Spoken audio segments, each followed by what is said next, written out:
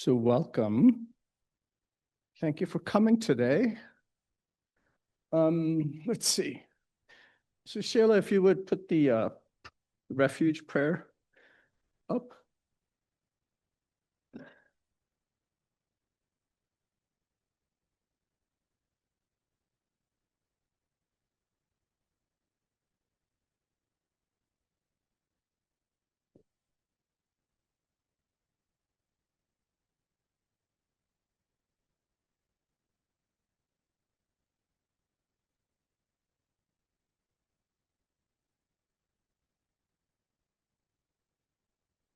Okay, so we'll do it once in English and twice in Tibetan. I go for refuge until I'm enlightened to the Buddha, the Dharma, and Supreme Assembly. By my virtuous merit of giving and so on, may I become a Buddha, benefit wholest peaks. Sangye chodang soki chonam la, jangchu bardu dagni kapsuji, dagi chunyen gipe, gi drola pencher sangye drupasho. Sangye chodang soki chonam la, chu bardu dagni kapsuji, gi chunyen gi pe sonam gi ola pencher sangye parsho. So, I was going to mention this before the refuge prayer, but let's do it now, which is that it's important to know what we're going to refuge to, right? And the Buddha has passed away, of course, so he's not around any longer. So the Buddha spoke about, that all of us have the Buddha nature, right? The potential to become enlightened, to become the best possible self that we can be, that it's even, sometimes we can't even conceive of that. And when we talk about the Buddha here, there is a teaching where it talks about how the ultimate Buddha, the ultimate guru, if you will, is our inner guru, the inner Buddha that we will become. So when we go for refuge, it's good to remember that we're not going to refuge for something outside. We're going to refuge at some level to ourselves, the future Buddha that we will become. So that's actually something that's very profound. And of course, the Dharma, the teachings, and the Sangha, the assembly of bodhisattvas who help us along the way. So that's to whom we're going for refuge. There's, of course, other meanings, in the Tantra tradition and so on, but that's in the Sutra tradition. An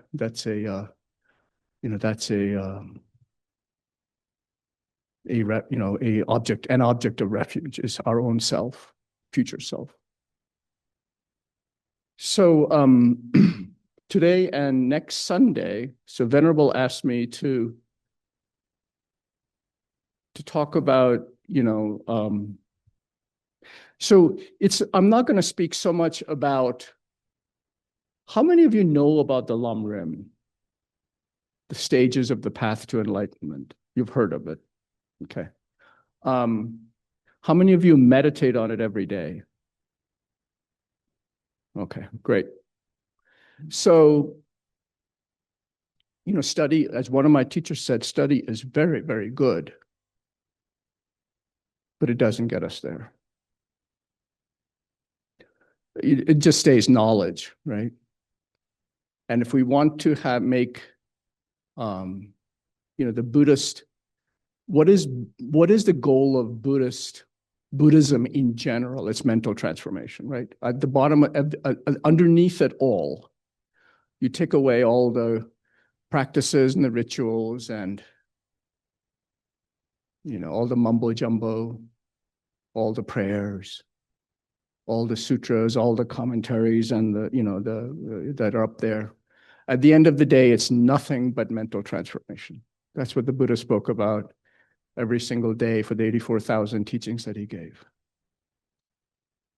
And so I'll speak about the stages of the path, why we really need to focus on it. It's been my practice pretty much every day, unless I've been lazy once in a while, for the last 30 odd years, because that's what Lama Zopa Rinpoche had instructed me many, many years ago.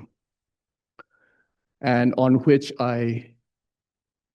most of my retreats that I do, those of you who know me know that, most of the time, most of the year when I'm not helping the center and so on, I'm in retreat, either here in Santa Fe or at monastery. So almost all of them, the vast majority of them, are all only on lamrim, right? So Venerable asked me to speak about how we make progress on the path, right? We hear a lot of teachings from so many great teachers, but we have to consider in our own minds, we're the only ones who know our own minds. We have to see how much progress have we made. And if there hasn't been that much progress, hopefully there has been progress. But if there hasn't been that much progress, you have to examine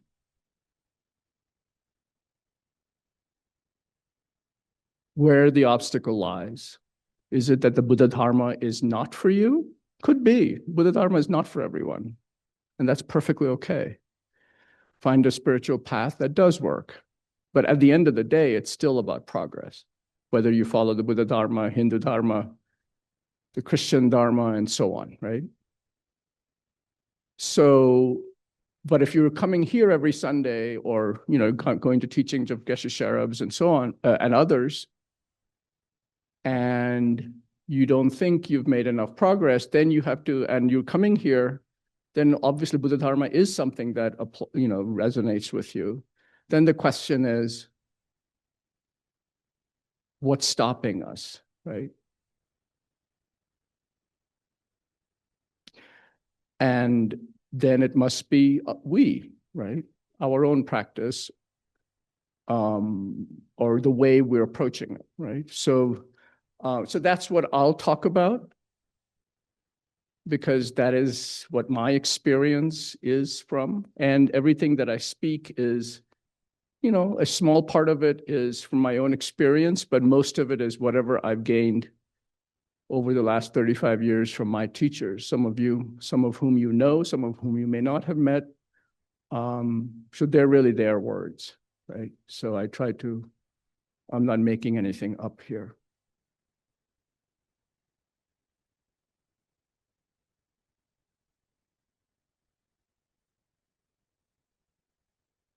So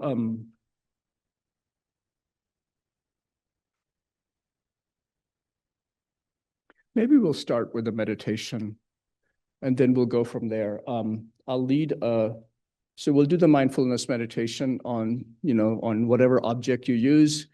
Maybe the breath is probably the most, easy and common for most of you. So you can use that. And then I will transition into a different meditation on loving kindness. I thought maybe I'll start with that, because that is the end of the path, right? So I'll start at the end of the path and then work backward rather than, to kind of show how it all fits together. So if you know what the goal is, you'll know how to get to the goal, right? And so yeah. Okay, so take a comfortable seat and we'll start.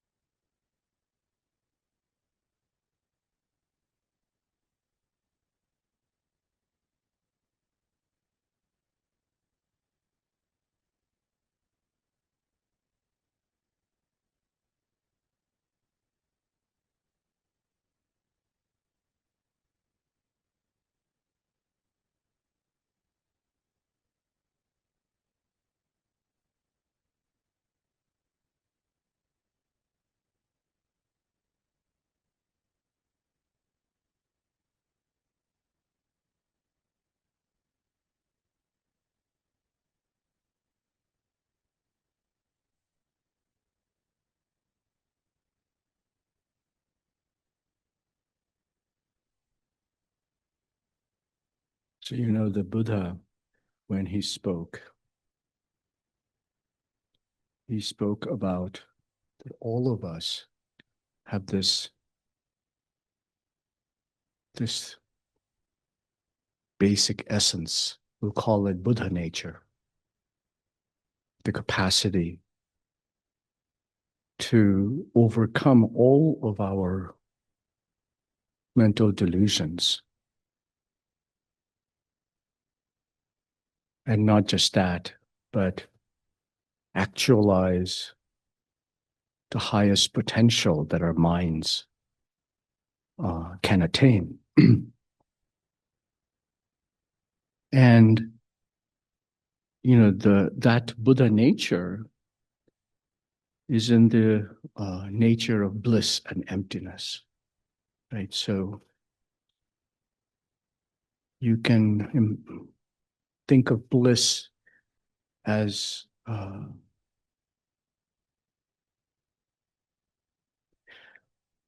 you know, as you can, however it works for you, but you can think of it as like deep contentment, well-being,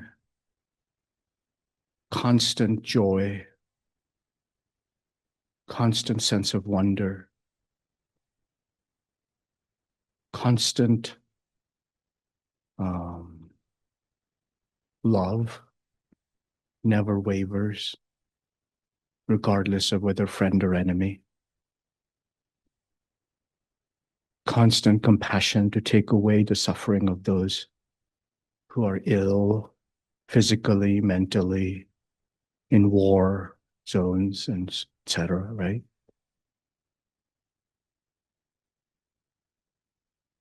Just deep sense of peace, gratitude, all those things, whatever you can think of, that's really what that bliss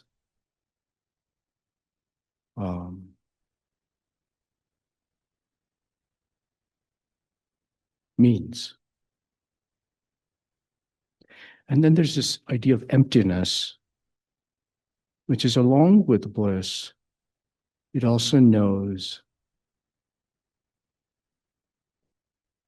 the things are not solid like they appear. You know, that friends are not necessarily, you know, like friends change, become strangers and then become friends again, enemies, and so all that stuff, right? They see the world as if it were like when you have a lucid dream, when you know that you're dreaming and you know that there are things happening in the dream. There are dream people, dream experiences, dream actions. Things are happening, but you know that it's not real, right? That's how it appears. But that's not how it is, right? So when somebody attacks you in a lucid dream, you're not afraid. So that's the quality we're talking about, right? And because of that, they don't see the world, see things happening to them. This is the Buddhas, the enlightened beings, people who have bliss and emptiness. You know, you can hurt them, but they're not hurt. You know, someone can attack them, but they don't have fear. They have compassion for that person. So that is the Buddha nature that we're talking about, right? We can't even conceive of it in our current state, maybe, but that is what it is. And we can talk about this later. You don't have to take my word for it.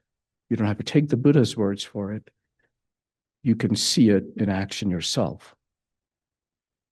In any case, that's the potential that we all have, every single being, whether people or animals and other realms that we can't even see. And there's this basic goodness, you can say, right? So everybody has this basic goodness. even if they don't appear like that to us when they're in front of us.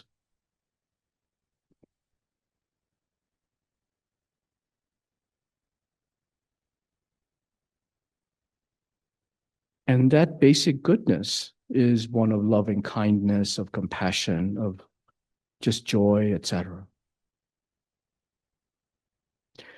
So we don't see the basic goodness because we can't seem to separate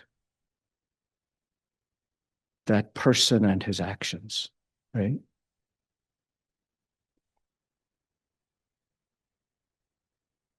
You know, even like one of my teachers said, even Hitler had a dog, right? And the dog loved him.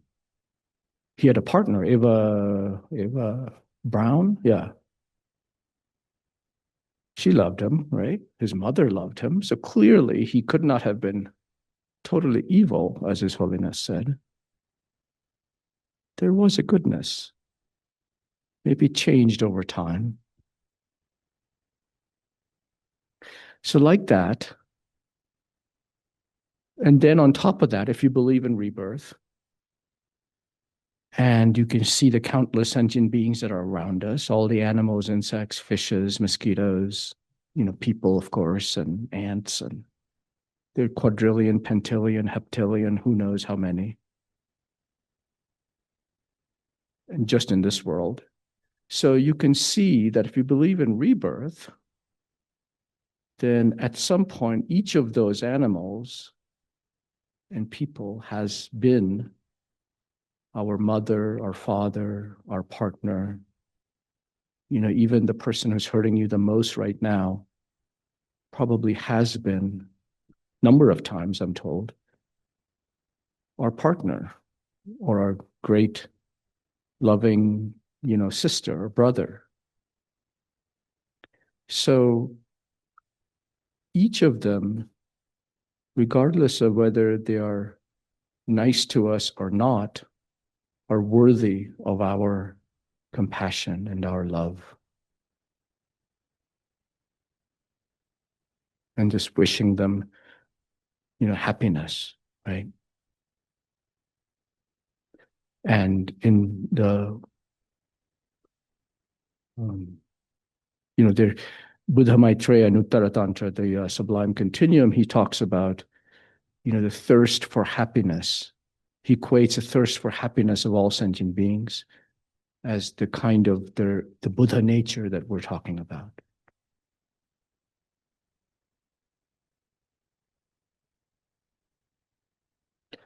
So, you know, so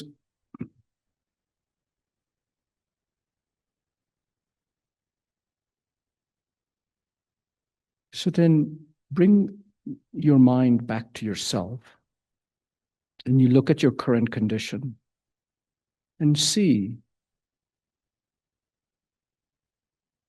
you know, what is it that would make you, what is the temporal thing, right? Something that you're missing. Maybe, you know, you're having trouble financially. Maybe you're having trouble finding shelter. Maybe you're having trouble dealing with, you know, anxiety or fear or whatever that is, right?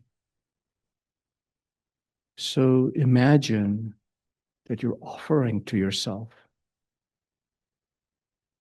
everything that would allay those fears, that would bring you happiness, that you need, you know, things that you need right now.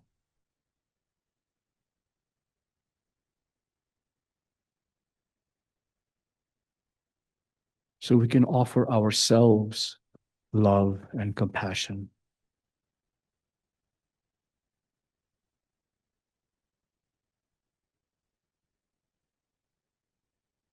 And whatever mental delusions that we have, whether we're struggling with anger, with just worldly distractions, you know, chasing after the next thing that will make us happy. And yet, when we get it,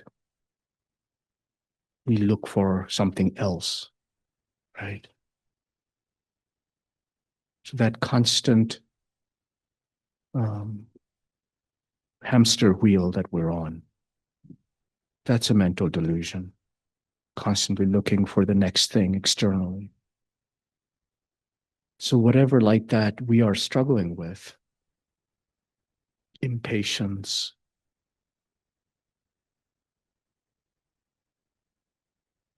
you offer to yourself the antidote for that, or just happiness, right? If you're struggling with anger, then you can offer yourself, patience, for example, right? May I be,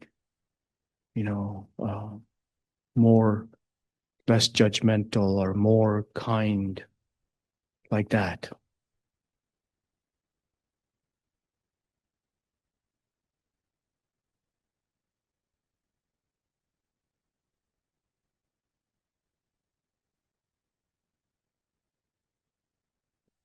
And then we can offer ourselves that may we have the kind of love and compassion.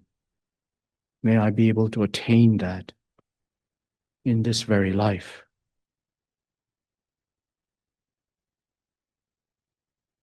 to make my life meaningful, to help others,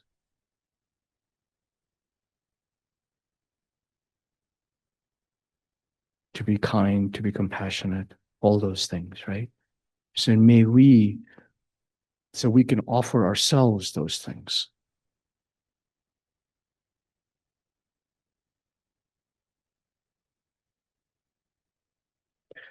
And then finally, may we be able to see the world like that lucid dream.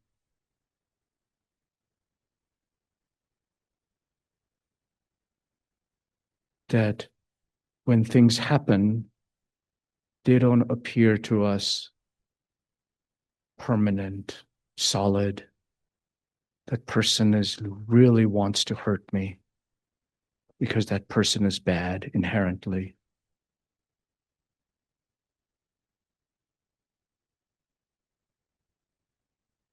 The person wants to do these things. Or my partner will always love me because that's who she is.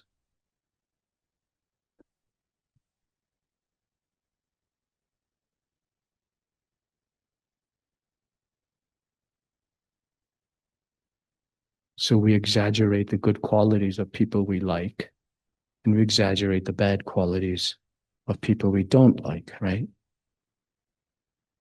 So, but we don't see that it's like a lucid dream. We see them as if they were real, as if we were in the dream, not knowing it's a dream. But if we can see that things are like a dream, they're still there, they still exist. They're not a dream, they're like a dream. But we know that things are happening, but they don't appear like they are happening. That's the thing we're talking about. So we can offer ourselves that gift, that may we be able to see the world like that.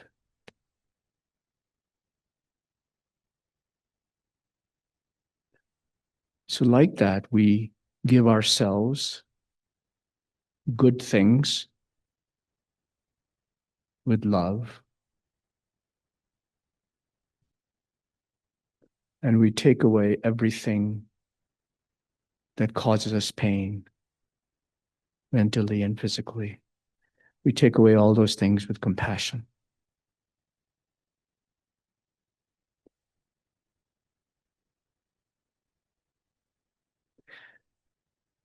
And now we expand it to someone who is very dear to us.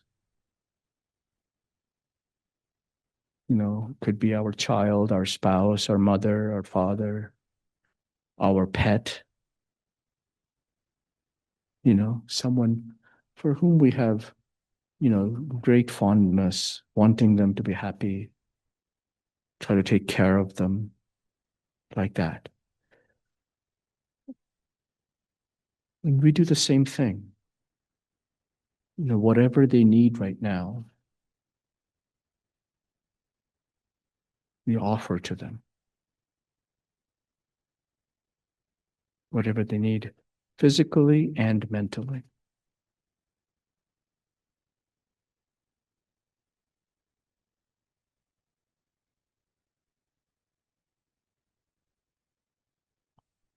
Whatever mental suffering or physical suffering they're going through, fear, pain, etc.,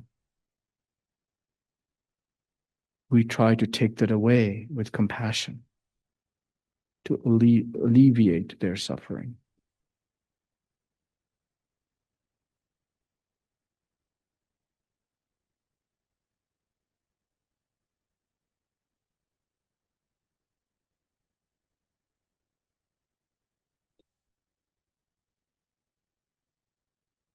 Whatever may, then we offer them that they may have all the love, kindness, compassion, joy,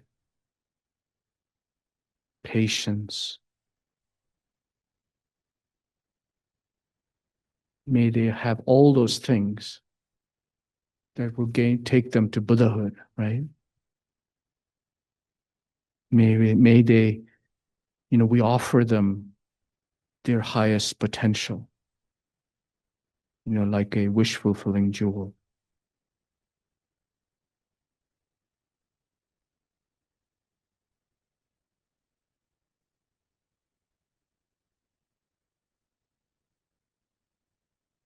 And then may they also see everything like a lucid dream.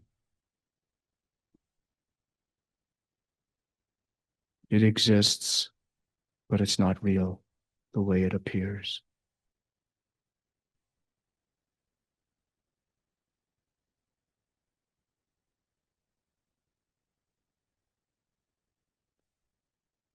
And then we can expand this to everyone, all beings, people, animals,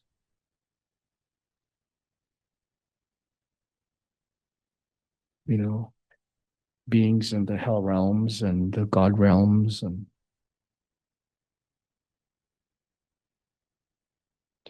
people who are kind to us, people who we don't know, we just pass on the street,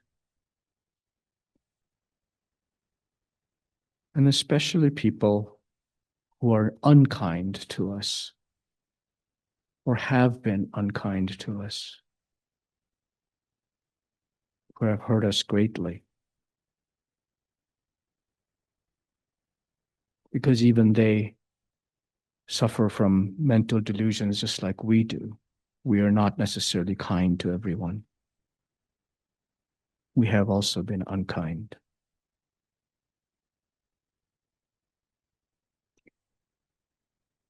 So everyone we offer whatever they need with love. We take away whatever is their cause of their suffering and pain.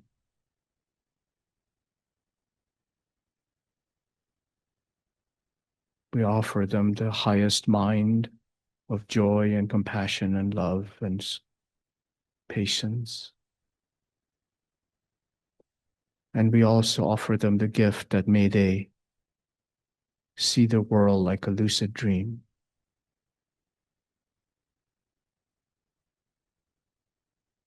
So stay with that for just a couple of more minutes. And if you wish, you can place it on the breath. So as you breathe out, you offer them everything with love, all the goodness that they want and need. And with the in-breath, you take away all their pain and suffering.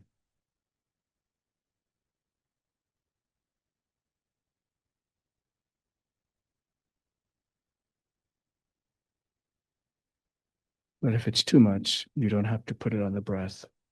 You can just think of taking and giving.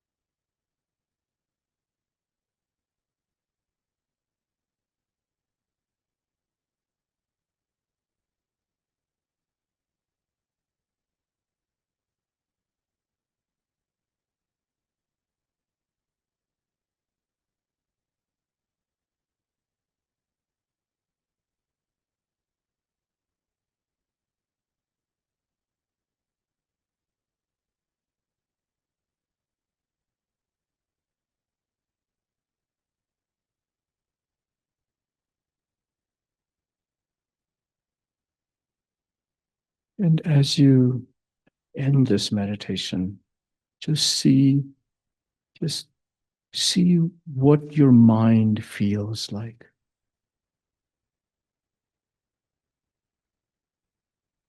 Like maybe put a word of mm,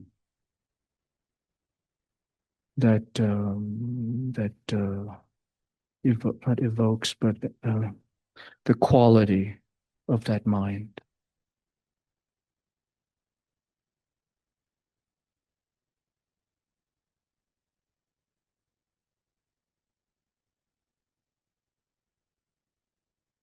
How does it feel?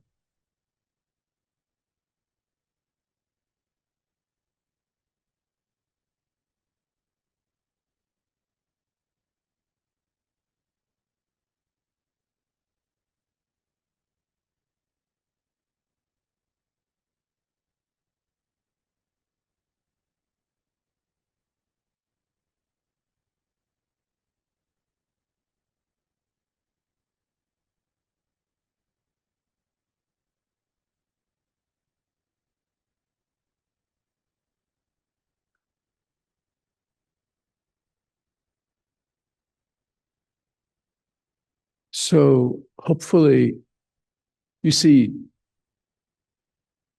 I'm not some great realized being, right? I'm not even a little bit of realized being, to be honest. But I do know where I am today, and I know where I was 5 years ago, and I know where I was 10 years ago, and 15 and 20. And I'm a very different person than I was even 5 years ago, right? I mean, outwardly, I have changed clothes in the last 5 years. For those of you who know me, I came into these clothes relatively recently. I've had a full life like all of you. I have children. I have, you know, a, there's no good word for it. A companion, if you will, who I'm still legally married to. Um, so, um, so I've, but what I'm trying to say is that I'm not like some monk who's sitting up here who has been a monk for, like my teacher, Venerable Rene, well, one of my main teachers, Venerable Rene, he's been a monk for 45 years now, something close to 45 years. Um, and I mean, ever since he was in his mid-20s. So, I'm not like that. So what I'm telling you is am like you, right? Who had the same struggles as you, had a job and career, um, and had deal with anxieties and fears and all those things, right? But um, I was fortunate enough to come to to meet holy beings like Kebje Zopa Rinpoche, down at the bottom here, um, who truly inspire. If you have met him, there. You see, on the spiritual path, one needs people who inspire us, right? Because they're the ones we're trying to emulate. We want to be like them. And, Venerable Roger, who was Lama Zopa's attendant since the mid to late 70s. So what is that, 50 years almost, right? And pretty much went everywhere with him, all the 7 continents, including Antarctica. And pretty much never left his side, as he said recently. And I was, just amazed, like not amazed, but, he said, in all those 50 years, Lama Zopa never even asked him for a glass of water. He never asked anything for himself. He only thought of others, right? And those of you who know of Lama Zopa, you can go and see his videos if you haven't. He was a person, a being 24 hours a day, 7 days a week. He only thought, did whatever he was doing was only dedicated to others, right? So when you meet people like that, you know that Buddhahood is not an ideal. It's not something that's unattainable.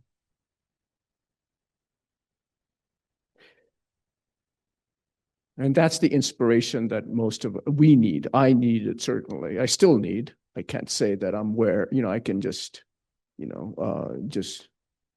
do it by myself. That's why I still have gurus, right?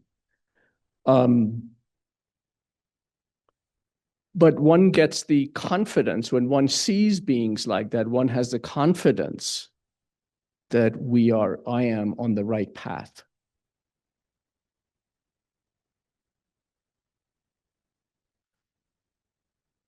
I'm not saying that, so yeah. So when you meet people like that, and there are many others, this is, these beings are not like they're somewhere out there, right? They're here in this world right at this very moment. I know, that loving kindness meditation that I did, which for most of us is a forced emotion. Is that the right word? State of mind, let's put it that way, right? For most of us, loving kindness is not our default state of mind, right? But I know at least a half a dozen people I can just name off the top of my head, and maybe more, who for them it is a default state of mind, right? So it's not like it's not, certainly not even close to that it's impossible. It does require effort, and not even that much effort, to be honest. But it requires effort, consistent effort, right? And what I do know, and I won't ask you what the quality of your mind was at the end of the meditation, but I expect that there was some feeling of peace, some feeling of joy, some feeling of happiness, some feeling of, positive qualities that we all want in our daily life, right? And what is clear, and it's not because it's in the scriptures, it is in the scriptures, but if you look at those people who have attained those qualities, what is clear that they are always kind, that always compassionate, always loving, regardless of what is they're facing, right? So it's not that Lama Zopa Rinpoche didn't have pain and suffering in his life, right? He had that stroke, as many of you know, in 2000, towards the end of 2000s, whatever that was, 2010 maybe, I don't remember. And he was in great pain. His body was in pain, but you see his mind was not in pain. His mind was totally joyful, and you can see, used to be, I don't know if you can still see them or not, they took videos of him in the hospital bed while his body is degenerating, right? And he can't even move his right side of his body. And it's in pain, and they're trying to drug him and all this other stuff. And he's totally joyful. He's laughing. Well, he couldn't, he kind of was drooling, because his right side was, his entire right side was kind of incapacitated, right? So he was kind of drooling and laughing at the same time. So it was funny, and he was laughing himself, right? But the hospital nurses, this was in Australia, hospital nurses and the doctors were just amazed, because they had never seen someone who could be in that body, that shaped the body, that was in such distress, and yet there was only joy in his mind. We can't really conceive it, but it is possible. We can see it in, if that video is still around, I don't know if it is. I mean, it's in somebody's hard drive, I know, but it used to be, I don't know if it's on YouTube or whatever. So So, so they have pain and suffering just like we do. Not everybody likes them, right? I mean, look at His Holiness. There are lots of people who detest His Holiness. So His Holiness is insulted all the time. And, the people haven't tried to kill him, right? So, but he doesn't have any fear, right? He doesn't have anxiety. He doesn't have, whatever, all the things that we would go through, right? And so, mine and Venerable Dondrup's teacher, Gyalma Khyentse Rinpoche Lobsang Jampa, our abbot, or Venerable Rene, or other Western or Eastern monks and nuns, who have been practicing, they don't feel pain like that at all. So what I'm trying to go with this is that what we're missing, the teachings, it's not a secret, right? None of this stuff is a secret. I mean, it's written down in the books, in the texts, and their teachers telling us that Geshe Sherab, tells us this all the time, right? I'm not telling you anything that's rocket science, and I'm not telling you anything that's new. But what is important is that we need to understand that we have to do the work, right? And if we do the work, things will happen. I mean, who said this? I don't remember which teacher said this, but he said, even if you don't want it to happen, it will happen.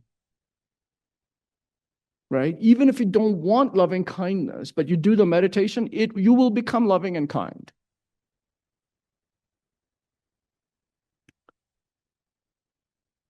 So, and if we are loving and kind, people are loving and kind to us. People want to be around us. If we're nice people, people want to be around us. And people want to be helpful to us. This is why there is a saying in Tibetan. I don't know Tibetan, so I can't tell you in Tibetan, but in English, it is that, one who for someone who practices the Dharma, the noodles roll uphill. Okay, in other words, nobody has ever died of starvation. I mean, that's just an example, right? But if you're practicing the Dharma, you are not going to have fear. You're going to overcome your fears. You're going to overcome your anxieties. You're going to overcome whatever physical pain and suffering you have. And I'm not saying this because, that's what the Buddha said. The Buddha himself said, don't believe me because you have reverence for me, right? See if it works for you, right? Only then should you accept it. I'm saying this because I've seen people who have done that and they don't have fear and suffering and pain and anxiety. And why do we have fear and suffering? I mean, fear and pain and all that is because of our self-interest, right? If you're only thinking on other people, there is no fear. You overcome all your fears. We have fears because we're thinking of ourselves. Right? I mean, think of,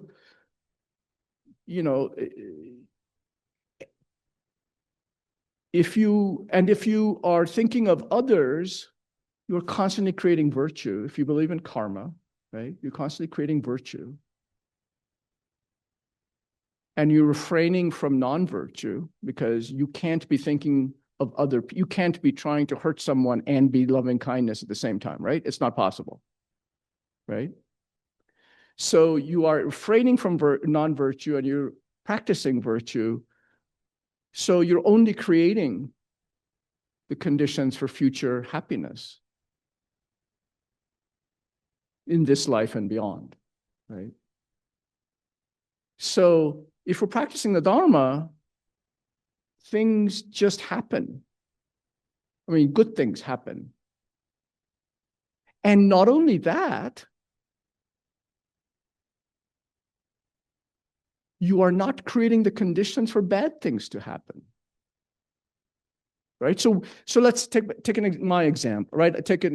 I'll give my example. I've had countless lives. Right. Countless lives, and you may believe believe in rebirth or not. It's okay. But if you do the practice and you do the analytical meditation, and we'll talk more about this, about how to do all these things next time around. I'm just giving an introduction this time. You can't come to another conclusion that you don't have rebirth. But let's set that aside for now, right? So let's take it as a truth, at least for me, that I've had countless lives. If I've had countless lives, I've done every single possible bad thing, the most heinous things that I detest in this life right now, I've done. There's no way around it. Of course, I've done all the good things too. Otherwise, I wouldn't be here as a human being and met the Dharma and met my gurus, etc. So I've done many, many, many good things as well, right? But I've certainly done many, many, many bad things. Lots of non-virtue. But if I am practicing virtue right now, the condition, I'm not creating conditions for all that non-virtue, the karma for that non-virtue to arise, right? Because if you're in loving kindness, even if bad things happen, right? Someone hurts you, you're not going to react like the way you would have otherwise, right? I mean, if somebody, this is why, the Gandhi's words no, not Gandhi's words. Gandhi did say something about that, but turning the other cheek isn't from the Bible, of course. But that's kind of like turning the other cheek, right? I mean, you're not going to just slap the other person because he hurt you, because you see that person is also in just as much pain and suffering as I am, right? And that person's actions, because that person has this basic goodness that we spoke about, right? The Buddha nature, because that person also wants happiness. That person also has a mother and a dog who loves them. So they can't be all evil, even though that may be how they appear to us in front of us at this very moment. So if we have that kind of understanding, instinctual understanding, not scriptural understanding or knowledge understanding, right?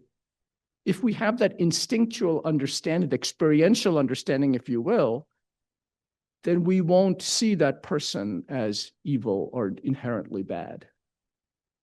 And if we don't, we immediately have this belief that, oh, he's really suffering. By the way, I'm sure some of you are thinking, where do boundaries fit in? Does this mean being a doormat and so on? And we can talk about that later. No, boundaries absolutely are part of Dharma and practicing the path. And definitely doormat is not what I'm talking about here. But one can see that the person in front of us is suffering and still set boundaries. So if we have that kind of attitude, this Lama Tsongkhapa Rinpoche used to call it bodhicitta mindfulness. And hopefully we'll talk about that next time more, where we have this, experiential understanding that about the basic goodness of everyone, then we're not going to create non-virtue. It's impossible, right? As I said, you can't be thinking of someone else's delusion and the compassion for that person and try to hurt him at the same time, right? So if we're practicing the Dharma, if we have that understanding, the world changes, right? We don't see the world the same way that we used to. And that's really what that's the mental transformation that the Dharma is about. we have all these beings on the altar and we do prostrations and all this other stuff, but at the end of the day, it's just a means to an end, right? Prostrations, rituals, prayers, they're just a means to an end. The end is mental transformation. And for that mental transformation, regardless of how many prayers we do, prayers are good. Practices are good. This is what my teachers told me. I'm not saying this from my, just me saying this. They said prayers are good, practices are good, rituals are good, prostrations are good. Going to teachings is good. It just creates imprints. It's not actually changing the mind.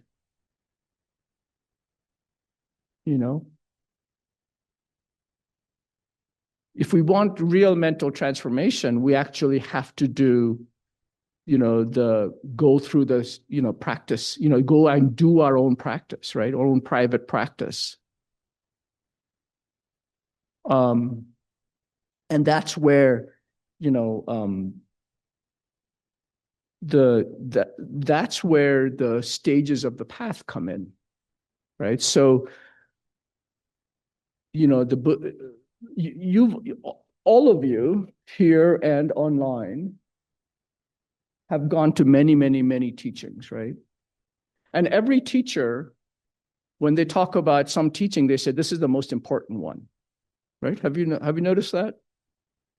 I mean, they're not making it up. They're not saying this is the most important one because he or she is saying so. I mean, talking about it. It is the most important one. They're all extremely important.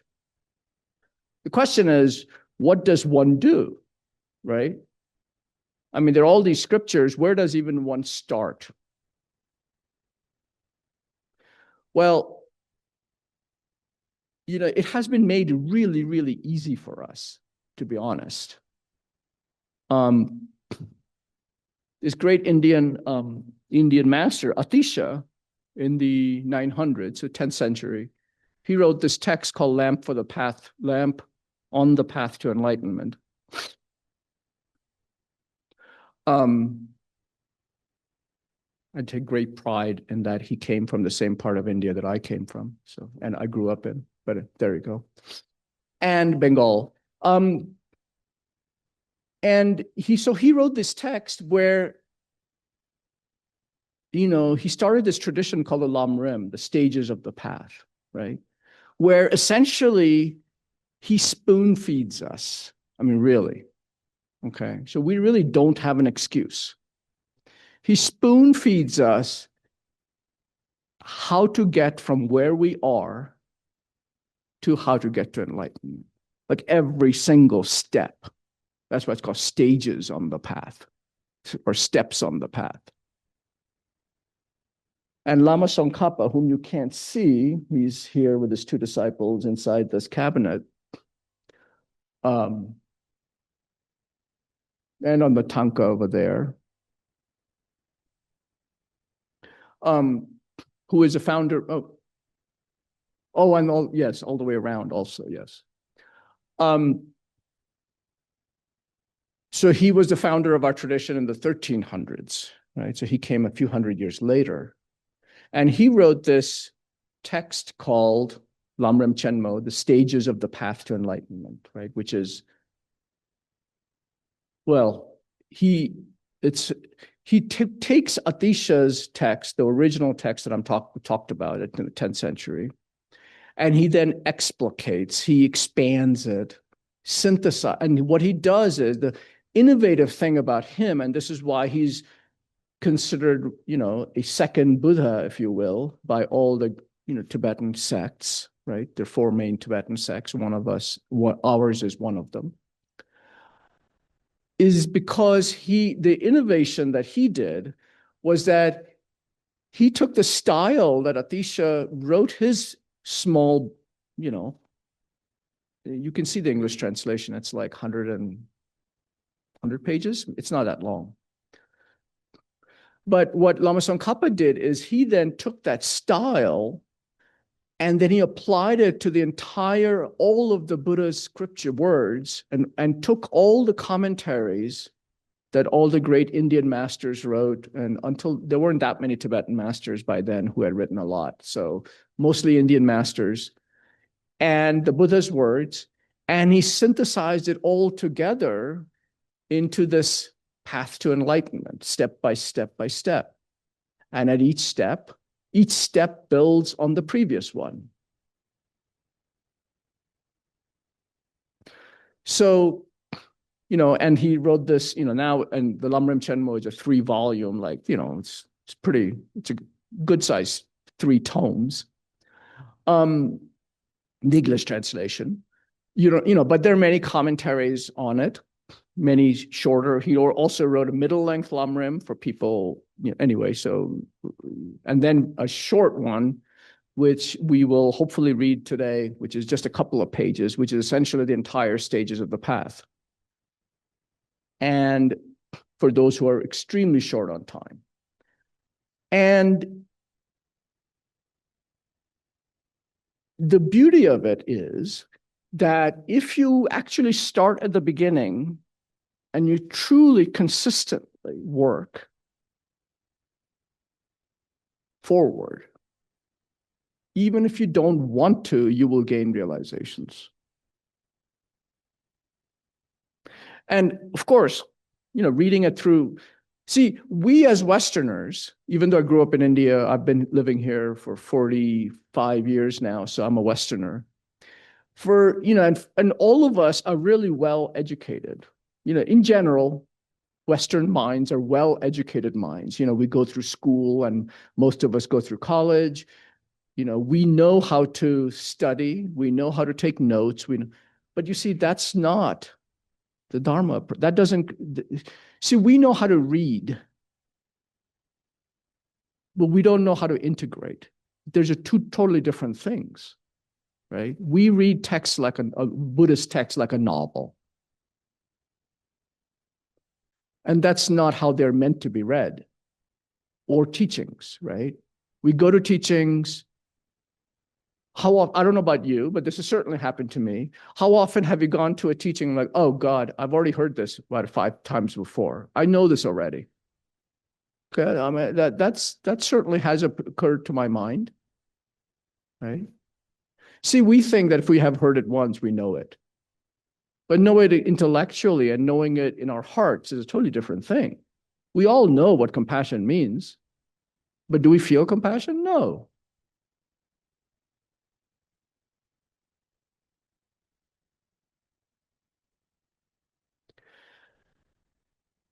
So what Lama Tsongkhapa did was that he created this structure that goes from, and every single step, let's say, okay, so we know, that loving kindness meditation, we know what that's the end goal, if you will. Bliss and emptiness. So bliss you could think of as loving kindness, compassion, patience, generosity, the 6 perfections, if you're familiar with the 6 perfections. And emptiness is this understanding of nature of how the world exists, right? It doesn't exist the way we think it does, right? It's like a lucid dream. So that's bliss in it. So we now have an understanding, in this today, we kind of have an understanding of what that kind of might mean. So, if you want, bliss and emptiness, you have to, have some sense of renunciation, right? You have to know, you have to really feel that. What does renunciation mean? Renunciation in the Buddhist terms, which does not mean at all going into the forest and renouncing the world. That is not what it means. Renunciation just means feeling a sense of not disgust, although Lama Zopa used to use the term disgust. I can't think of a better word, disgust for the pleasures of this world, not pleasures, the distractions of this world, to really understand that, going on the next trip, well, great, but you come back and you're back to square one. Right? Then you want to go, you're thinking about the next trip after that, right? But that doesn't mean that we don't go on trips, but it does mean that while we were going on the trips, we have to remember, what are we doing? We have a conscious like a deliberate approach to this, right? We know that the trip is not going to solve our problems, right? Because we can't take a vacation from our mind. Everything else we can take a vacation, right? If we don't like someone, we can remove ourselves from them. But our mind is with us. And unfortunately, not just this life. I mean, that's the other thing. You can't take a vacation from it ever. So, so to want to help others, to have loving kindness, etc., you have to see the way that we are constantly chasing after worldly things. And how others are also doing the same thing, right? And that's why they're also suffering, because they're never satisfied, right? Just like we're never satisfied. Think of the last time you're bored. What does being bored mean, right? It's because our mind is looking for the next thing. We're just not happy with where we are. We're just looking for the next thing, right? Turn on Netflix or whatever. I don't have Netflix, but whatever it is, you can. So you have to have some sense of renunciation. You have to understand that that's not the solution to this, right? Our problems. You have to have an understanding of karma, right? How we are creating the causes of our own, while we think that we are, everything we're doing today is creating causes for future happiness or suffering, right? So if you want to have bodhicitta, loving kindness, compassion, all the other things, patience, you need to know about renunciation. You need to know about karma, how it works. To know about karma, how it works, you have to know about what suffering is. What does suffering mean? It doesn't mean that my knee is hurting right now, which it is a little bit, but that's not what suffering means, right? In Buddhist terms, right? Suffering is this basic, basic discontentment, dissatisfaction, this basic constantly looking for something, and not just this life, every single life over and over again. And because of which we are continually, every life, we are going through the same thing over and over again, right? This cycle. Rinpoche, Lama Zopa Rinpoche used to, I remember this in one of the retreats, he said, well, there are many different ways of saying it. I think what he said is we're like a prisoner being led to our execution, and we are having a party on the way. We don't see that this life isn't the end, and it's going to continue, right? And if we want to have a better next life, we better do something about it now. We can't rest on our laurels and think that, I've done lots of good things in the previous, I'm sure the next one is going to be fine. It doesn't work that way. So that's the kind of suffering. So we have to understand how that works, right? And then if you want to understand suffering, so I'm working backward now. See, this is the stages of the path, right? If you understand how suffering works, to understand how suffering works, you have to understand about, the different realms of the human beings and the God realms and the, and the animal realms, and how, we are constantly, we think that, like we look at our pet and we think, oh, he has such a wonderful life. I wish I could come back as him. Right? I know you've heard people say that, right? No. Because if you think about it, the animal has no discrimination, right? It can't see virtue from non-virtue, right? How many times a cat goes out and kills a bird? Do you think that's the cause for future happiness? No, right? It's because we are human beings and we have discrimination. We can tell what's right and what's wrong, that we can actually make decisions, right? So we better hope that we come back as a human being. In fact, the human being even is the highest form of, it's the only birth that we can have that where we are going to continue, we are going to practice Dharma.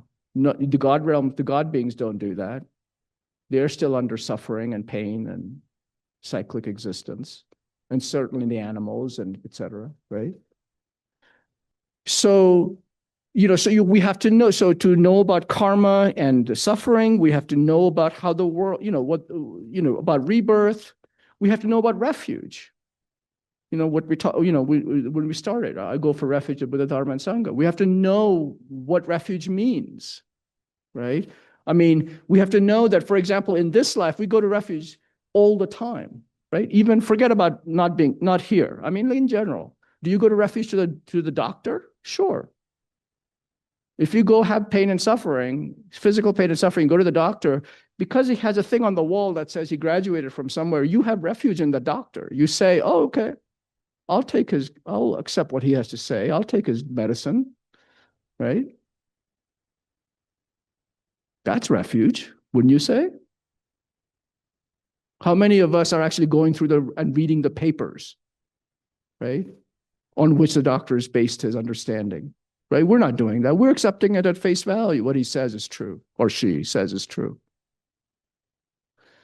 So we think, except that the Buddha in this case, or our gurus, when we go to refuge, they are not, well, they are like our doctor. We have to know that we have to understand suffering and how suffering works. So we have to know that we are suffering, number one. Number two, we have to find someone who is going to help us. We have to see who can help me, not just this life, right? So when the gurus, when His Holiness or Lama Tsongkhapa Rinpoche or whoever, they advise us, they're not advising us just for this life. They're advising us for every single life to come, right? They're taking on a responsibility to advise us for every single life to come. It's a huge thing. So they're working on a totally different plane, right? So we have to know who those people are, what their qualities are, and how to ask for help and how to take the help. Like, lots of people went to Lama Tsongkhapa Rinpoche and he told them what to do, but then they didn't do them, right? He can't make people take his advice, right? So it's like going to the doctor, right? He gives you the medicine, but if you don't take it, it's not going to cure you. And the Dharma is just like that, right? So the medicine is there. It's there written, and there's 200 some volumes of the Buddha scriptures and 400 some volumes of commentaries, right? I mean, it's all written there. This is not rocket science. We have to take the medicine, right? And the question is, how do we take the medicine? Like what is the technique? What mechanics do we use to take the medicine, right? That's most of us are missing that part of it.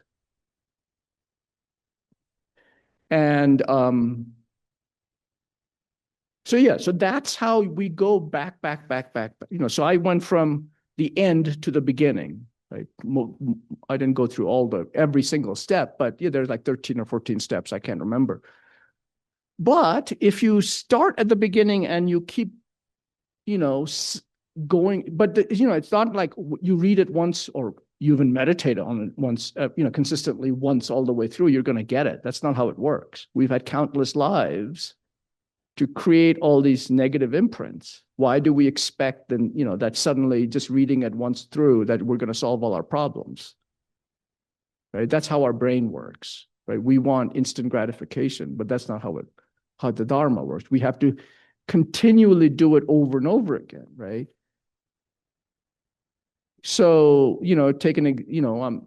I'm not saying there are many others who have done this much more than me, but, I mean, the last 30 years, I've probably gone to the lamrim 7, 8, 9 times now, right? If I look at it, how many times have I gone over and over again, right? Using different texts, different commentaries, different retreats, right? But I can say that in those 30 years, if I look back, I can see definite change every 5 years. It's hard to see change every year, right? Because, it just doesn't, our minds don't work that way, right? But I can see definitely 5 years ago, things I struggled with, I don't struggle with now, right? Or 10 years ago, certainly. And, so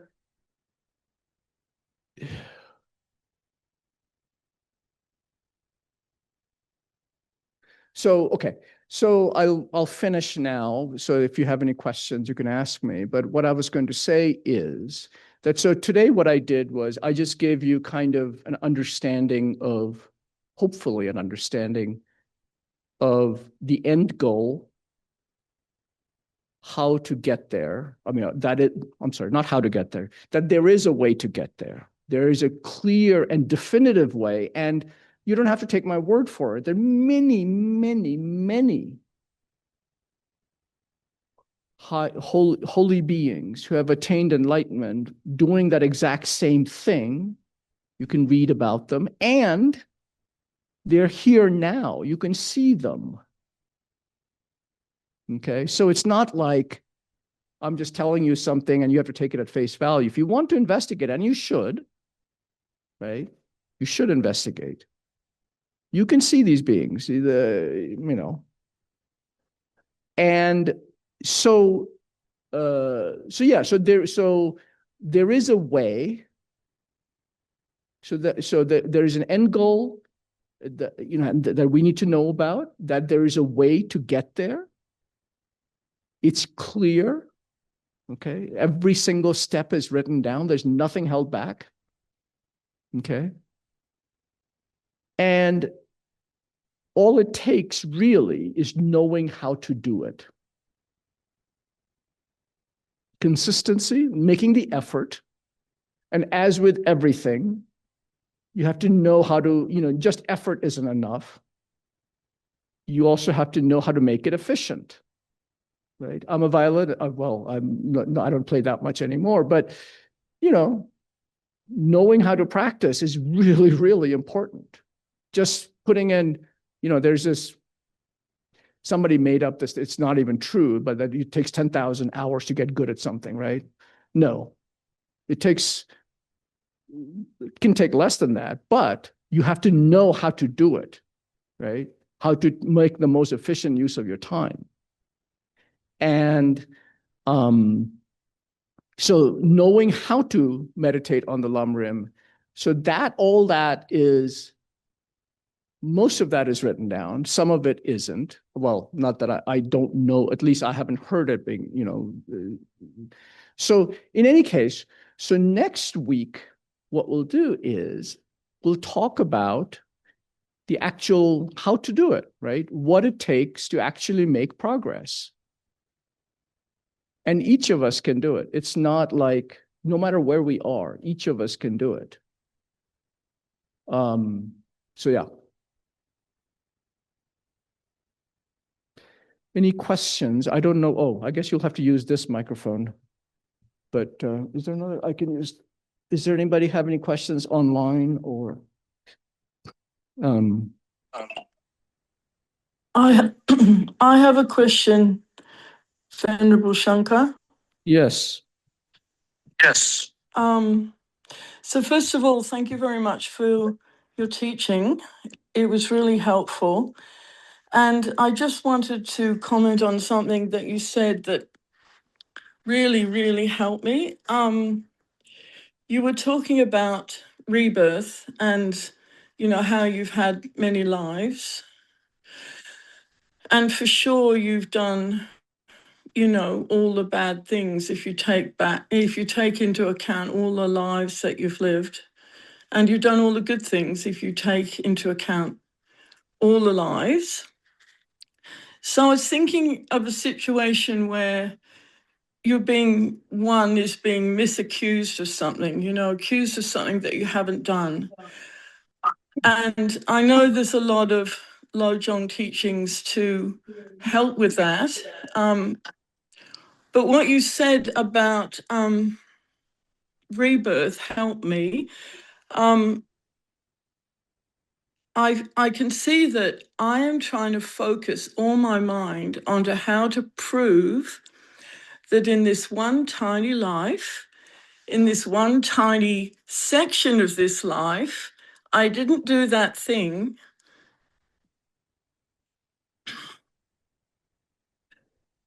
Sorry, I'm a bit emotional, that I've been accused of. But when I look back over all my lives, for sure I've done it. So put my energy into purifying that. I'm so sorry to be emotional, but it was Oh, really helpful. So thank you. okay.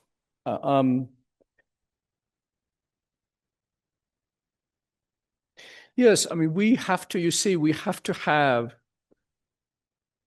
know about the big picture, and we have to know where we are in that big picture, you see. Because we have a very myopic view.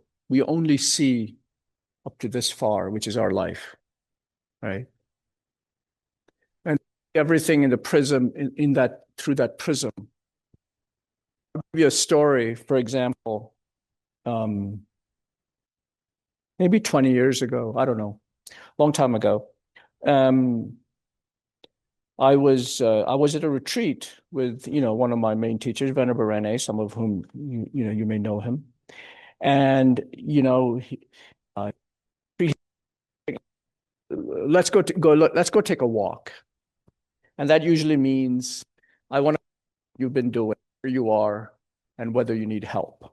Right? That's usually how. So anyway, so we went on a walk, and I said, I was, had a, I used to be a computer scientist in Silicon Valley, had a very, and quite, senior in the company. It was a giant company, a lot of stress and, et cetera. And I had children at home, young children, all that stuff, right? So I said that, I'm feeling really discouraged about my progress. I don't feel like I'm really making that much progress. Et cetera, right? And so he just said he pulled out his mala, the rosary beads. He said, Shanka, he said, see this mala? I said, yeah. He said, see this bead? I said, yeah. He said, this is your life. Just do the best you can and don't worry. You will have plenty more lives to make progress. And that was really, really helpful for me, you see, because it showed me that the myopic view that I have, yes, it's perfectly okay to be discouraged. And there are times when we will be discouraged, and there will be times when we feel like we're stuck, etc. But that's not, as long as we keep making the effort, we will get past the stuckness, and we will get past the discouragement. And if we continue on the path, we will have another human life the next time around. We will meet our teachers, and we will continue. They will be there to advise us, and we will continue, right? We don't have to solve everything here right now. Just make one step at a time, right? And that's really, anyway, this has nothing to do with how, I can't remember your name now, but because I can't see the screen. But in any case, what you were speaking of, but it's kind of related in that sense of rebirth, seeing the bigger picture, right? So yeah. Anyway, hopefully that helps. I don't know. Anyone else? Here or elsewhere? Yes. Oh, maybe if someone can yeah, thank you. You'll have to turn on, yeah, there you go.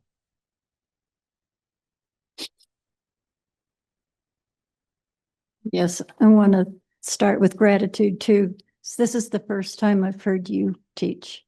Oh, And so I haven't, this is the first time Venerable asked me to teach here. I used to teach sometimes at our North Carolina center, but that was 10 years ago. But yeah, go ahead. Well, thank you. Thank you for resuming the teaching role. I look forward to more of it. So I have two thoughts. One is that I do want to thank you for reminding us that Hitler had a dog. Do you know that to be true? Do you know that? Yes, he did have a dog. I have three, so I can feel the fondness. But yes, and as His Holiness said, he had a mother who loved him, and he also had, of course, Eva Braun who loved him, and even he, when he was a child, had that curiosity and that wonder and that innocence that we associate with children, right? So clearly something, some negative karma, mental delusions, conditions arose for some really, really terrific delusions to arise, right?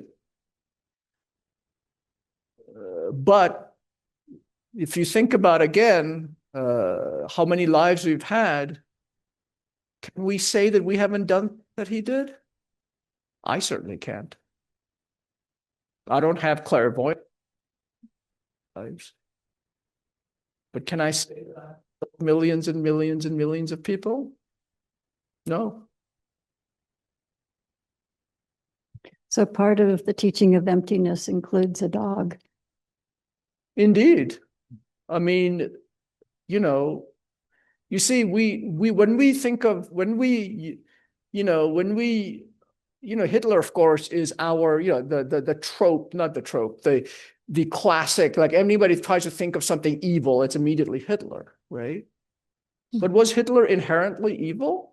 No, clearly not, because if he had been, he would have been evil as a child, right? And if he had been, he couldn't possibly have been lovable. So, yeah, I mean, but because we see the world as solid, not as a lucid dream, right? We see him as the epitome of inherent evilness, right? Yeah. And of course, you can equate that, you can see that nowadays with, you see hatred for political leaders and all that stuff. I mean, it's not to say that it's not to condone their behavior, certainly, right? We can resist their behaviors as much as we can. But we don't have to think of them as inherently bad, because they're not. And we can talk next time about, hatred and anger really never are a cause for positive outcomes, ever. Regardless how justified one may feel. But in any case, yeah. So I have one more question, something that you said that I'm trying to understand from your side, not just from my side. You started off by saying that, I think the way you said it was the Buddha died. And I immediately challenged that in my mind, thinking, well, Shakyamuni died or Siddhartha died. I don't know my definition of Buddha. I don't know if my definition of Buddha includes birth and death. So advise me, please. We have to challenge everything that we hear and read and whatever from the public. And that's, we'll talk about that next. basis of meditating on the lamrim, challenge. Never, ever, ever accept what it says and what it says. Okay. Yes, no, when we say I take refuge in the Buddha, usually the meaning is I take refuge in Shakyamuni Buddha, right? That's what most people, how they read it as, right? But we, of course, he's the historical, he's, what is it, the fourth Buddha? Venerable, do you remember? Third, fourth? Fourth Buddha, I think, right? Fourth Buddha in this eon, who's going to appear? I think there's going to be total 13. I think so, 13 Buddhas. Next one is going to be Maitreya Buddha, whom you see, the statue of whom you see right outside the door, seated on a chair. Anyway, so he is the historical Buddha of our time. We, of course, didn't have the good fortune. Well, maybe we did. We don't know our past lives, right? So, but at least there were lots of people, monks and otherwise, and nuns and otherwise, who became, attained arhatship and Buddhahood during, just getting teachings from him. So we didn't have the good fortune of having become a Buddha at that time. So we don't have a direct connection with him, right? But of course, the Buddhas, there are many Buddhas. There's Manjushri Buddha. There's Chenrezig. There's many other Buddhas, and the Buddha's minds are, once you attain Buddhahood, your minds are all, the minds are continue, right? That's why we make prayers to the Buddhas, right? So yes, you're right. Buddhas are beyond birth and death. But I meant in the specific case of Shakyamuni Buddha, he, of course, died in our time, and we didn't have the good fortune to attain Buddhahood while he was around. So that's why we're here now. Although you could all be Buddhas, I don't know, right? I know I'm not. So where am I going with this? Thank you. But yes, and this is one of the things that the lamrim talks about. The first thing in the lamrim is seeing the gurus as our Buddhas, because they're the representative. They're who we didn't have the good fortune to be next to the Buddha to attain enlightenment. So, the ones who appear in front of us, those are the ones with whom we have the karma to make the connection, right?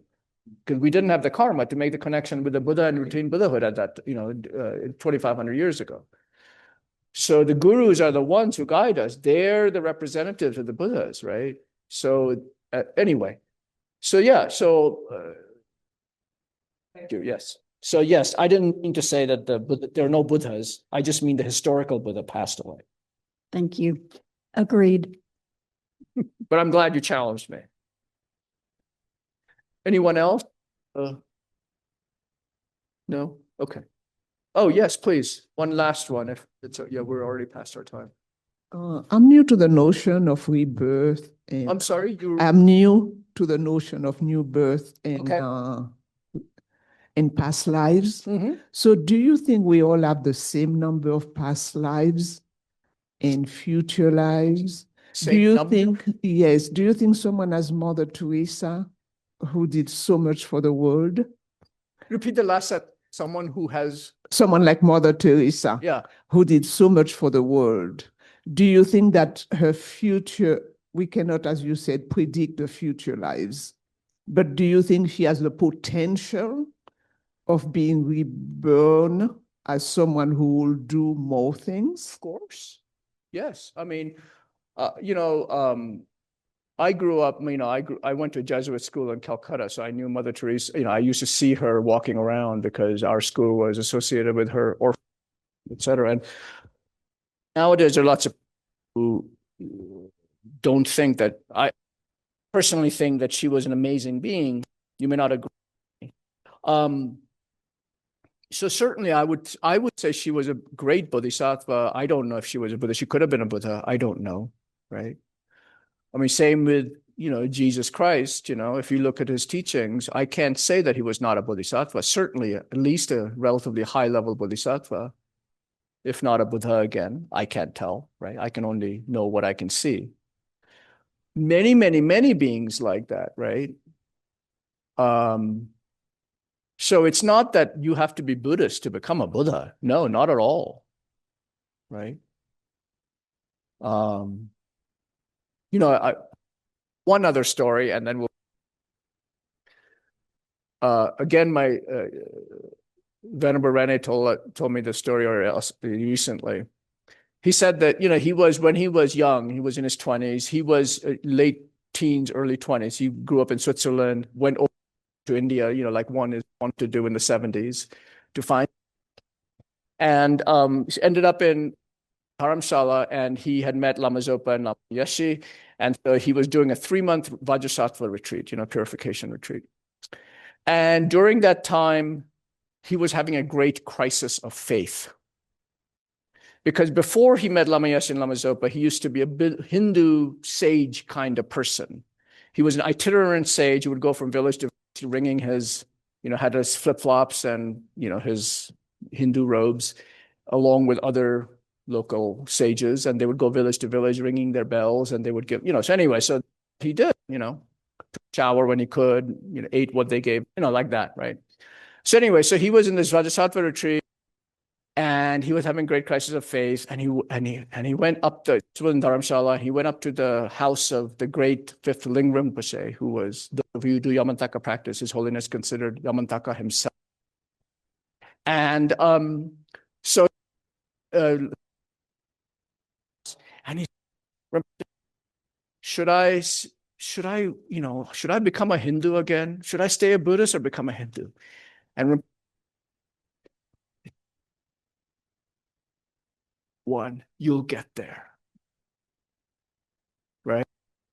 That's what it means, you know. There are many paths for many different people. You don't have to be Buddhist, you know. So we don't know Buddha who's not. I mean, you know, the Pope could be a Buddha. I don't know, right? Anyway, okay, let's end there. Hopefully, I'll see you next week. Put up the. Oh, wait, someone Jay has a question. Oh, hello. Can you hear me? Yeah. Oh, okay. Hi there. Yeah, my name is Jay. Basically, I just wanted to find out, you know, the lamrim path.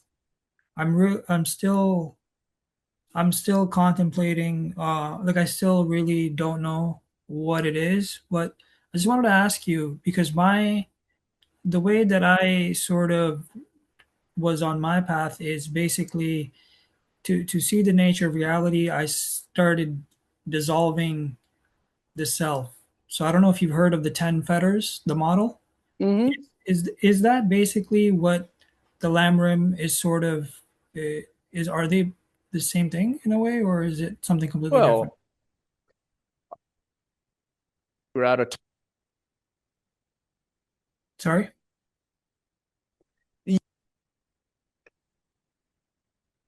Cutting off. You're cutting off. Oh. Oh, okay. Hang on. Wait, I can hear you now though. Okay. Yeah. So the 10, I mean, yes, they are part of the lamrim, certainly, but it's a lot more than just that. And we will talk next time about, you know, the 10 fetters have more to do with just individual liberation. And in the Mahayana tradition, which is what we're in, individual liberation isn't our goal, right? It's enlightenment, Buddhahood for the benefit of all sentient beings. Individual liberation is just a step on the way. Okay. So yes, it is included in the lamrim, and so Okay. certainly selflessness is, as you know, but it's a lot more than that. Okay. Okay. Thank you. Also, if you look on the website for this class, and don't know much about the lamrim, there is a, you know, like you can see what the resources are. You know, they're free. You don't have to spend any money, and you can just see what the lamrim is about and whether it appeals to you. Yeah. And I'd like for you to homework for next week, which is I'd really like you to think about what each of you individually needs to do to make mental transformation. I mean, if you believe that that is the solution, first of all, that's an if, right? I mean, you may not agree with me, and I'm happy to debate with you next time. But if you agree with me that the mental transformation is the solution, there is no other solution. If you believe that, then what do you need to do to make mental transformation? And why hasn't it happened yet? Why aren't we Buddhas yet, right? So, okay. Shayla, prayers, please. Oh, Shayla, if you would put up the prayers, please. I'm sorry. I thought, yeah.